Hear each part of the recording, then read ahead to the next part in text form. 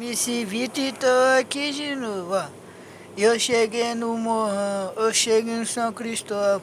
Perguntei pra minha mãe me respondeu: cê tá na minha mira.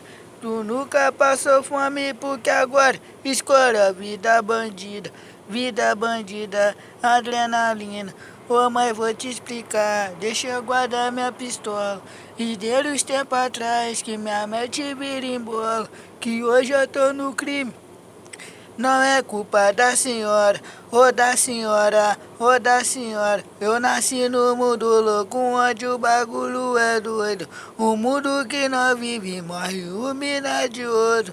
Aqui é Deus com nós e muita fé. E daqui é um pelo outro. Também tem que esquecer, rapaziada. Ligue meu Senhor, todos meus inimigos, tenorosos. Vejo outro dia sinceramente, pastor, mas não me entregou a morte. Então pega a visão, pega o flash, Vitinho. O cair é do homem e levanta de Deus. Eu tô na pista e de novo a família fortaleceu.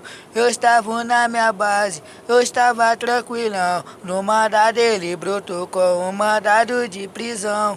Eu não entendi nada, rolou maior estresse. Falaram que eu praticava o artigo 57. Isso é uma covardia acabada de vacilão. Eles fogem a matar os outros e pensa que tá na razão.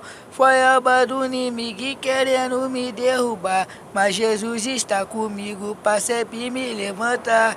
Eu fui para o P10, meu Deus é mola saque. Só barica quem passou lá que o bagulho é de verdade.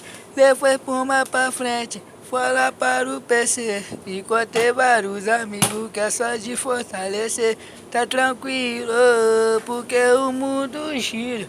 Ontem eu tava por baixo, hoje em dia tô por cima, tá tranquilo.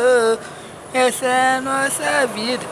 Ontem eu tava por baixo, hoje em dia vendo na boca, fazendo a reunião.